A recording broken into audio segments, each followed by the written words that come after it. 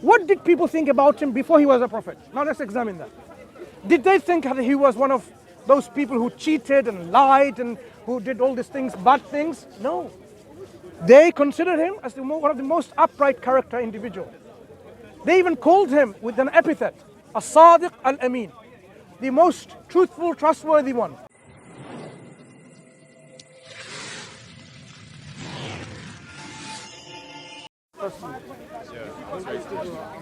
Okay. But I feel like my relationship with God is more of a, I was raised by one way I didn't really I'm always raised with God at the times when I require it.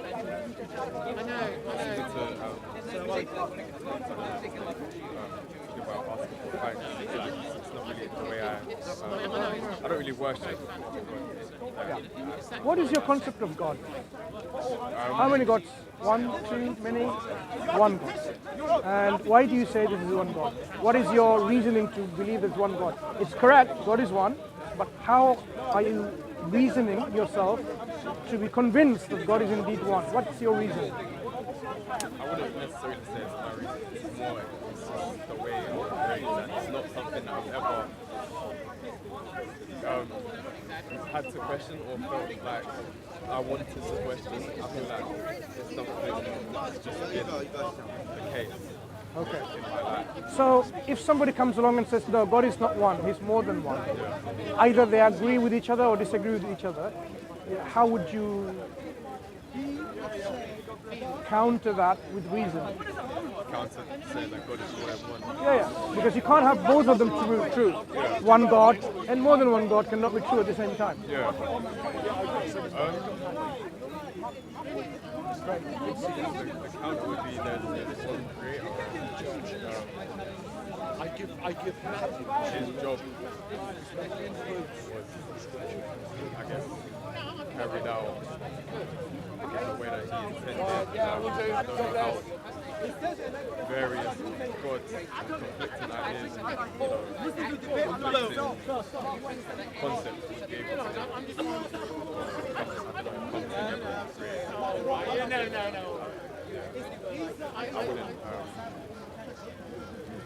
I wouldn't have down to the point.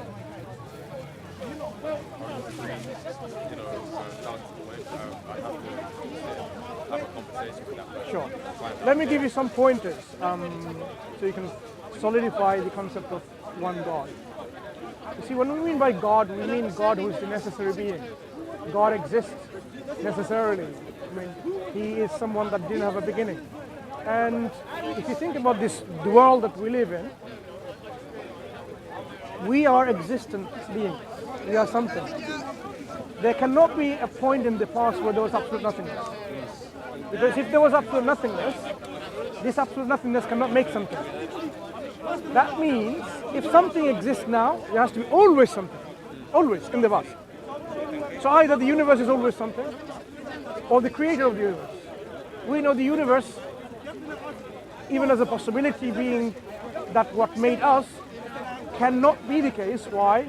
Because to make this transformation from one state to the other within this universe, to make a planet or a system of laws operational in this universe, how gravity is defied in such a way by trees and water and goes up the roots to the leaves, right?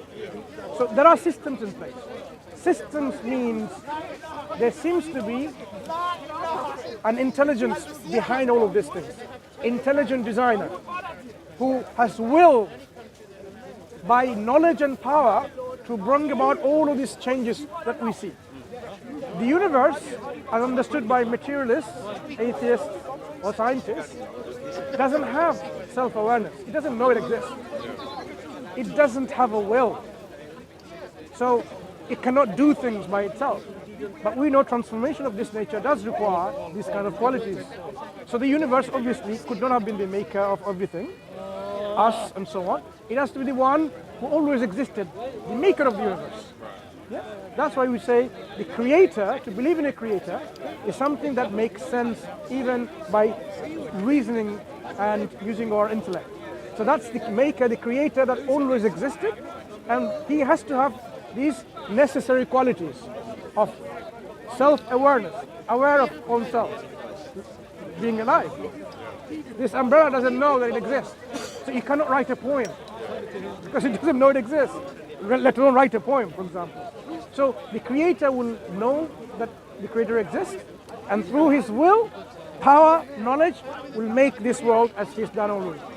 So how many of those creators can there be is the question next. Having understood there has to be a creator, eternal with no beginning. If there were more than one of those creators, necessary beings, then what we say is there will be conflict of will and the world will be totally destroyed, right? Imagine one of those creator who is all powerful,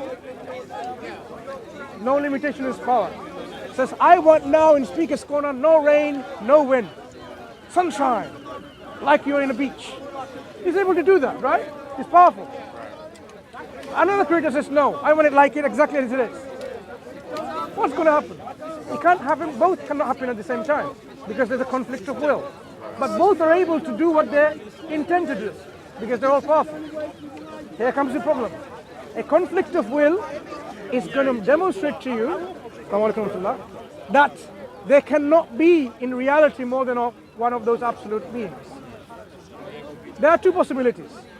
Either this world, speaker's corner, continues to be like this in rain and wind. What that will mean, the God, the creator, that wanted it this way is powerful. Powerful enough to maintain it that way. But at the same time, it will make the other creator not powerful, all powerful, because he failed. It failed to make a sunshine like in a beach.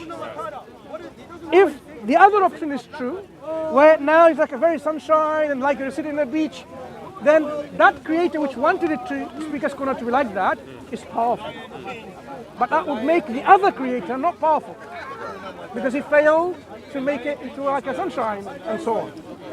So if you think about it, in any examples that you bring, there cannot be more than one creator, and our world actually demonstrates that there is a uniformity of will. That's why you can see, we can predict tomorrow the sun will still rise from the east. Because there's one governor, one controller, one creator who is making sure it follows in this way. The sun doesn't suddenly jump around like this, the earth doesn't spin the other way because other gods want it a different way. Yeah?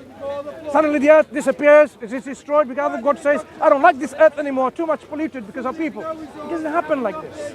So there is clearly a uniformity of will demonstrating that there is only one creator in this universe. So that's why monotheism, believing in one God, is rational, reasonable, and intellectual. And this is the belief of Islam.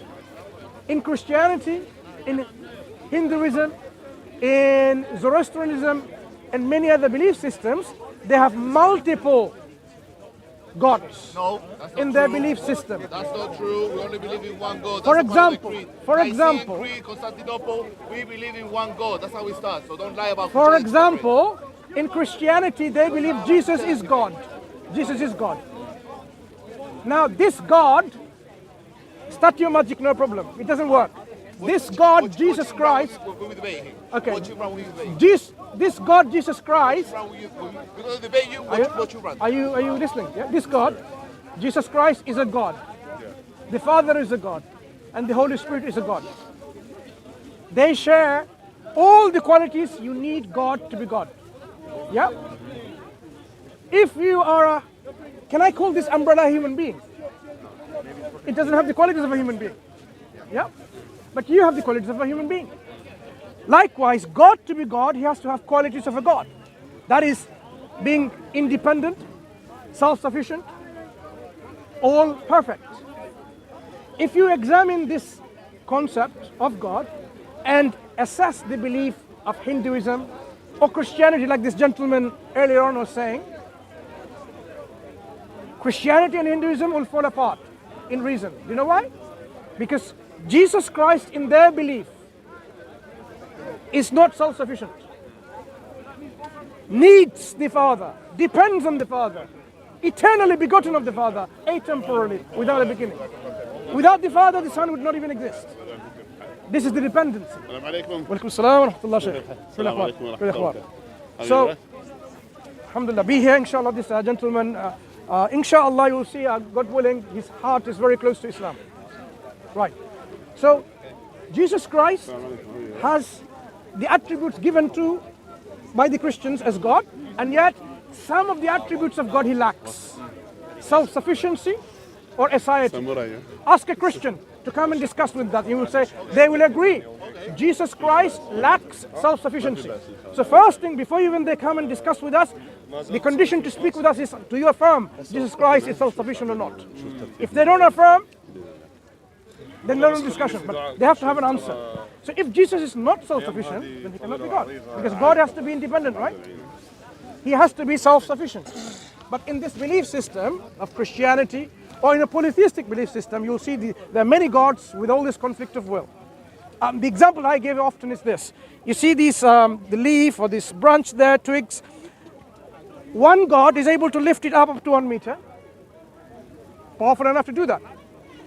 Can that twig still be lifted up to 2 meters at the same time by another God? The answer is yes. Where is this going to go? 1 meter, 2 meter high. Even that thing, small mundane thing, to lift up a twig, a branch of a tree, now you have a problem. Because if there are two gods, there could be more. If there are two gods, then each God should be able to lift it up to 1 meter and 2 meter at the same time simultaneously. Where is it going to go? If it goes up to 1 meter, that means the other God that wanted to 2 meter high, failed. If it went up to 2 meter, that means the God that wanted it 1 meter failed. Yeah. That means only one of them is powerful. So in any way you can think about it, there cannot be more than one God. So this belief system, when you examine whether it's Trinitarian Christianity, Hinduism, all this Zoroastrianism, God of good, God of evil, all of this belief system, your heart and your mind will reject. Why? Because it doesn't resonate. Truth will resonate with your heart and mind. Yeah? It's Judaism, God is like an advanced Jew in heaven, in the Talmud, okay, reading the Torah and losing oftentimes a debate with the rabbis. Yes. That belief system is really, that belief system has got corrupted to that level. The belief they have that God put a rainbow in the sky so that when he looks at the clouds and sees this rainbow, it will remind him. He created the earth and the heavens in 6 days, and he had to rest on the seventh, and he rested and refreshed. Not just resting, but he refreshed. This is the belief system of the Jewish people, and the Christians took it likewise. So we say the original belief system about God, they had it. They believed in one God, but they polluted and corrupted this belief system. So, my friend, what's your name? Luke. Does it make sense to you now that there is only one God and there can only be one God? Absolute, independent, only one. Yeah? I mean, I've always had that belief. Yeah. I like the way you described it. Yeah, remember what I said, to solidify. You already believe in it. Yeah. But I wanted to know you to be reasonably convinced of the other belief systems which doesn't believe in one God. So you have now a solid grounding to reason and affirm your belief in one God, because it makes sense and truth must make sense. Now, if I were to tell you, throughout human history, this has always been the message of all the prophets and messengers that came. Believe in one God and worship none else. Reject all false gods. This was one of the essential duty or a role of a prophet and a messenger. Jesus was one of those prophet and a messenger. Moses was one of those prophet and a messenger. Abraham was one of those prophet and a messenger. Peace be upon them all. Right? In their footsteps, God sent his final prophet and messenger, Prophet Muhammad sallallahu alaihi wasallam. Okay? He came with proof and evidence for his message. Because otherwise anyone can believe in anything. They might believe, oh, maybe Harry Potter is the prophet of God. You know? So, what was the proof and evidence the Prophet Muhammad brought of his message? He, being someone who is unlettered, didn't know how to read and write, brought the Quran to them, which totally mesmerized the Arab community at that time. Because they were very much excelled in their expertise in linguistics, in literature. They excel to such a level that they can recite poetry. If they recite poetry about a woman, describing how this woman is so beautiful and loving, you'll fall in love with her. If they describe about a sad event, a sorrow, you'll start weeping and crying. If they describe about an enemy that is so much against you, you will be ready to fight them. This is the power of language and linguistics. They excelled in their abilities. When the Quran came to them in the same Arabic language, and God says, if you don't believe that this is from God, send to his slave, Prophet Muhammad sallallahu alaihi wasallam, produce something like it, a chapter like it. A chapter, the smallest chapter is how short? It's like 3 sentences, right? Short sentences, literally. I mean, there are sentences in the Quran or ayah like 1 page long, but in this case, the shortest chapter with a very short ayah or sentences. What was it then impossible for them to be incapacitated, not to bring anything like it? They were masters in their language. What prevented them? What prevents people today to bring a chapter like unto this Quran? So the Quran gave a falsification test. Okay? So what I'm saying is, Prophet Muhammad sallallahu alaihi wasallam brought proofs and evidence, and out of these there were falsification tests in which you can falsify the Quran. Because if it wasn't from God, you will be clearly seeing it. For example, do you think a book from God will contain mistakes? No. Of course not, because God is all knowledgeable. Yeah? It's okay. God is all knowledgeable, right? God is all knowledgeable. So he would not make mistakes of history, mistakes in science, because it doesn't make sense. How can God make such a mistake? Because he's supposed to be all knowledgeable. So a book which gives you the test, saying, look, if this book did not come from God, was from other than God, then you will surely find within it many discrepancies, many errors and discrepancies, many ikhtilafan, right? It gave this falsification test. So what people should have done, as they are doing for the last 1400 years and 45 years or so, 1445, 46 years, they had the opportunity to find a discrepancy in the Quran. Because if they do find it by real, not superficial reading, real deep reading and contemplation and reflection, then they can say safely it cannot be from God according to the very standards of the Quran. Single error. Yeah, according to the very standards of the Quran. So the Quran, so this is the second example. Let me give you another example. There was someone, Quran says, Tabbat yada abi lahabin wa tab. May the hands of Abu Lahab perish. Okay? He will be doomed. He'll go to hellfire. This individual had an opportunity to say, I can disprove Islam. Simple. I don't even have to believe inside in my heart Islam is true. As a hypocrite, I can just simply say, Ashhadu an la ilaha illallah wa ashhadu anna Muhammadan Rasulullah. That's how you become Muslim. Declare Islam. Say, I bear witness that there is no God worthy of worship except Allah, and Muhammad is his servant and his messenger. He becomes a Muslim and he falsifies the Quran because Quran says he's going to go to hell. What happened then? He had opportunity for 1 day, yes he did. 1 month, yep, he had the opportunity. 1 year, yeah, he had opportunity 1 year. 2 years, yep. 10 years. He had the opportunity to come up with that statement, but he didn't. He could have destroyed Islam without fighting Islam by simply saying that, because your Quran says so, that I'm going to go to hell, but I'm a Muslim. How can I go to hell? How does the author of the Quran know that this individual will not even as a hypocrite come and profess this faith to destroy Islam? So these are falsification tests the Quran offered then, and this falsification test about producing a chapter of the Quran is open until the end of the world. So this is why we say this is the evidence of Prophet Muhammad was some prophethood. What did people think about him before he was a prophet? Now let's examine that. Did they think that he was one of those people who cheated and lied and who did all these things, bad things? No. They considered him as one of the most upright character individual. They even called him with an epithet, As-Sadiq Al-Amin, the most truthful, trustworthy one.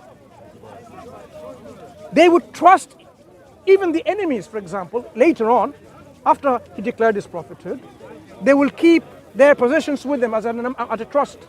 And they know that he will return to them. He will not break their whatever is entrusted. And he always spoke the truth. So when God made him a prophet by declaring him as a prophet of God, at one point he went to one of those hills in Mecca, okay? And he called them, Ya Sabaha, and something along this line. This is how... mean about morning for everyone. Yeah, this is a call if the community is in danger. So when you start calling like this, people left whatever they were doing. You are studying, you leave your study. You're working, you leave your work. Whatever, they will all come today and gather around.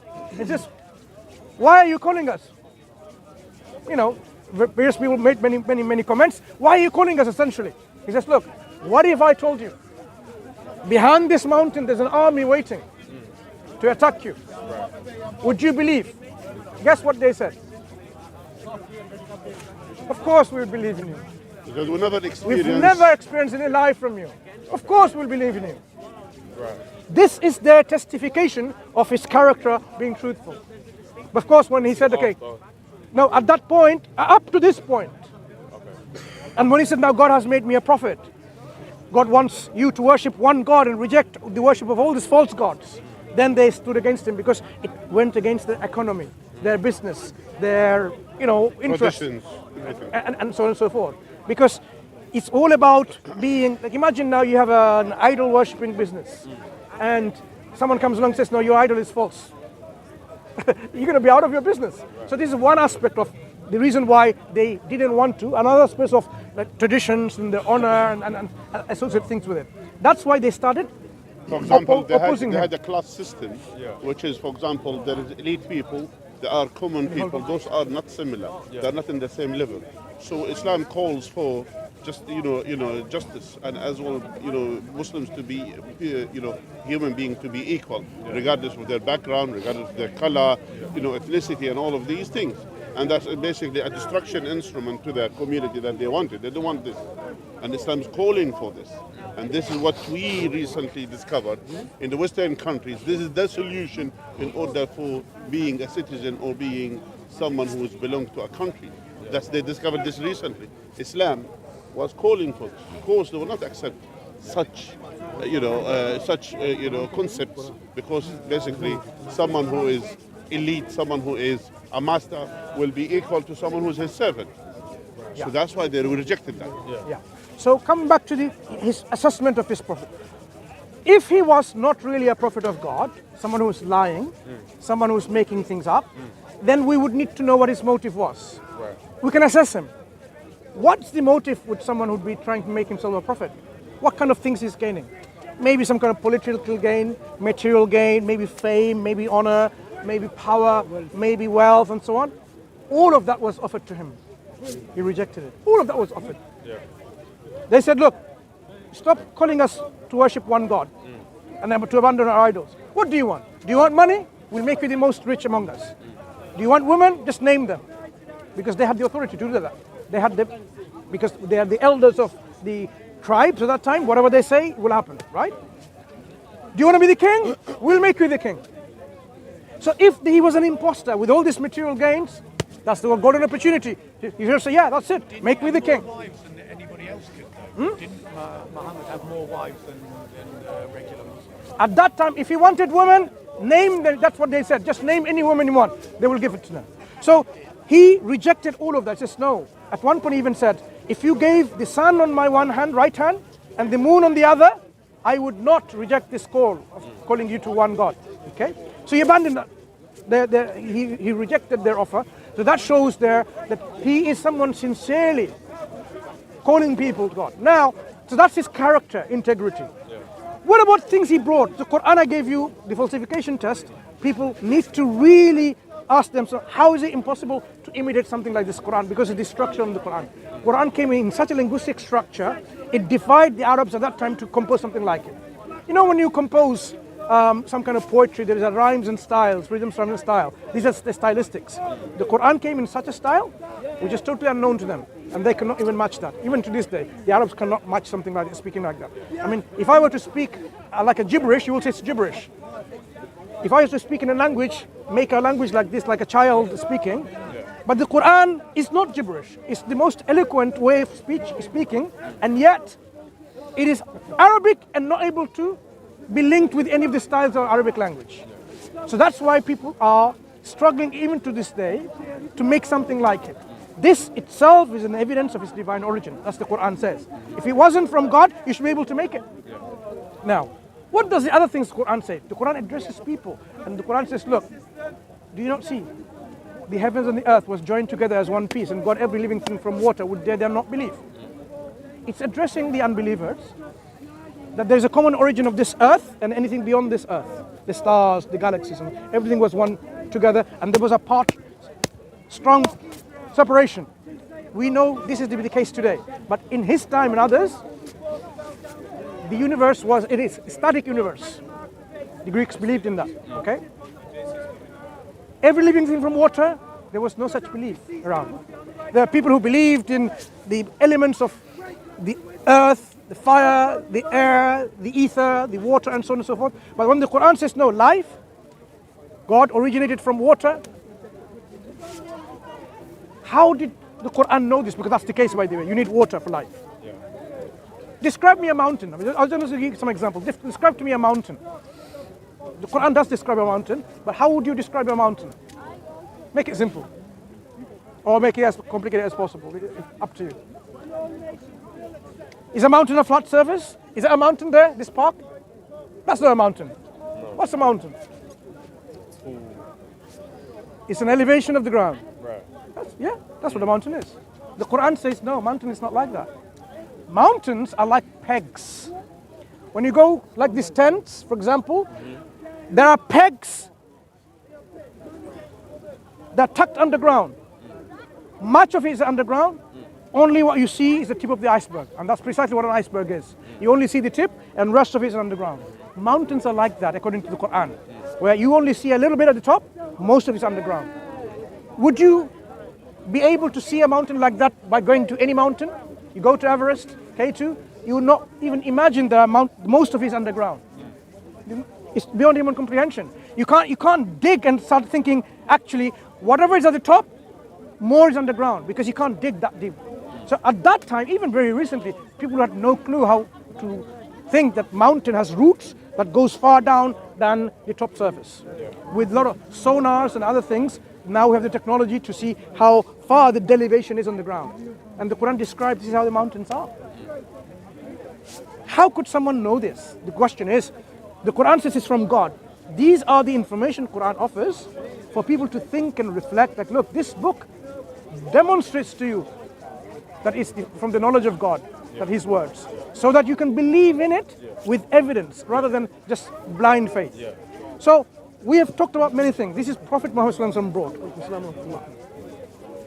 He called people to worship not him, but to God. And he says he was a messenger of God, and this is the evidence of his prophethood and messengership. What do you say about that? I'm very interested to read the Quran. We came here, we were trying to find the Quran. I found one for a long time. Yeah. What is it now for you to see any more than what we have offered?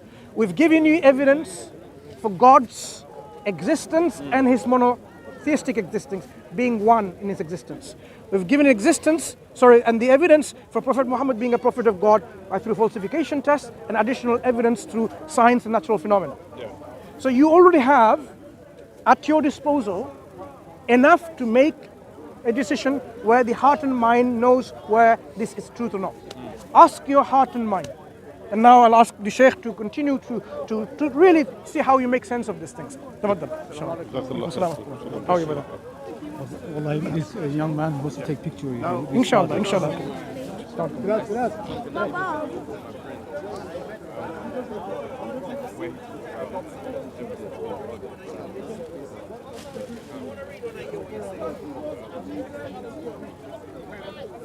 Just remind me what's your name again? Brother. A few questions, then you will understand. Then I will understand where is your position. You will know where is your position. Yeah. Yeah. Do you believe in God? I do. One God, the creator of the heavens and the earth. And that one God deserves to be worshipped alone with no partners. Do you believe in this? Now, do you believe in the prophets, that God has sent prophets and messengers to us to convey his message to us? Like has sent Noah, has sent Abraham, has sent Moses, has sent Jesus to be prophets sent by him. Do you believe in this? You believe that? This is what I was raised to. I'm asking, do you believe, not just what you read, do you believe this? That God has sent, because of God wanted to be worshipped, he will send us the message, correct? So he had to send a messenger to us to convey the message, yes? So he had sent a message. Now, the last and final thing, do you believe that after what the brother has said about Prophet Muhammad, peace be upon him, do you believe that he is one of the, you can't, do you think he's a liar? No. Okay. If he's not a liar, that means he's truthful, correct? Yeah. He claims to be a prophet sent by God. Do you believe this? The claim. That's his claim. He said, I'm a prophet sent by God. Yeah. So do you believe this? That he was sent, or his claim. Yeah. He is sent by God. Now he believes in the claim. So there's a My difference. point is, since you said he's not a liar, that means he said the truth. Yeah. What he said about himself, he was sent by God. Yeah. Yeah. So now that claim, since he's truthful, that means that claim is true, correct? Yeah? That means your position, you believe he is a prophet sent by God. Yes? Am I right? Because he's not a liar, according to you. Because he's not a liar. Take some time to digest that. Yeah. It's more. Would God allow someone to lie in his name that he is a prophet, official prophet? And by the way, He is supreme, by the way, all-knowledgeable God. he has sent, he told us many prophecies, and all of them being fulfilled. When they were in the Arab Peninsula, which is amongst people who used to be cited by the others as insignificant people, as people worthless, as people they are not even worth to go to them, he was saying from that peninsula, saying, this faith, this Islam, was going to reach between the east and the west. And he said there will be no house made of bricks or made of wood or made of wool except Islam will penetrate it and will go into it. Do we now living this time that Islam reaches between the east and the west? So there are Muslims all the way from China and Japan, all the way to Canada and all the way to even Alaska and even all the way down to Africa and all around the world. Now that's what he said. Is this prophecy being fulfilled? Yeah. So, do you think someone who's a liar, this prophecy will be fulfilled? No. And there's a lot of lack